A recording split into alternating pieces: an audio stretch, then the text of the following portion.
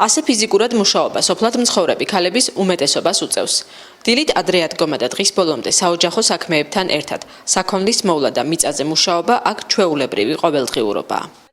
ფიზიკურად, აბარა მე ფიზიკურად ვიმუშაობ სულამ და ახლა საერთოდ მოვედი, რა ქვია, ყანიდან მოვედი. ეგრეა ცხოვრება სოფელში, მე იმუშაო. არ მოიყვანე რა უნდა ვჭამოთ. ძალიან გვერდში უდგავართ კაცებს.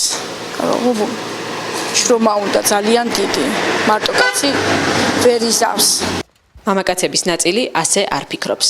ხალხს რა სამუშაო აქვს ოჯახში, ჭურჭლის დარესხა, საჭმლის გაკეთება, პურის გამოცხობა.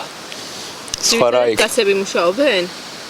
სულ კაცები არ მუშაობენ, ქალებს რა საქმე აქვს იმისთან, დატვირთვა არა აქვს რა.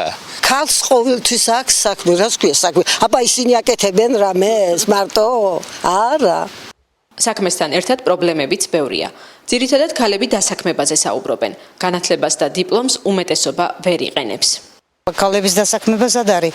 თუ სადმე მუშაობენ ქალნაში, სასტუმროებში და რამე იშვიათი არის ეგრეთი პიროვნებები. არავინ არ მუშაობს აბსოლუტურად აი.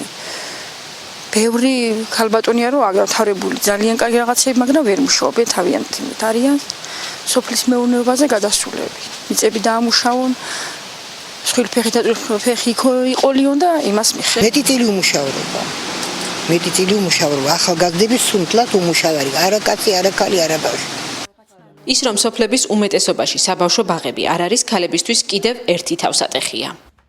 ის ბავშვი არ აცდის დედას რომ ამ ბაღში მივიდეს, ამ ბაღში მივიდეს, ამ საქმე გააკეთოს, ან რაღაცა. იმიტომ რომ ბავშვს ვერავის ვერ უტოვს. ბაღი არ არის, გართობა არ აქვს ბავშვებს. ყველანაირი პირობები არ აქვს. საჭიროებები, სურვილები და მოთხოვნები ბევრია, თუმცა რეალობა მეორე. ეს სოფელ დვირში მცხოვრები ქალების პრობლემებია. მსგავსი და კიდევ უფრო მძიმე მდგომარეობაა ბორჯომის სხვა სოფლებში.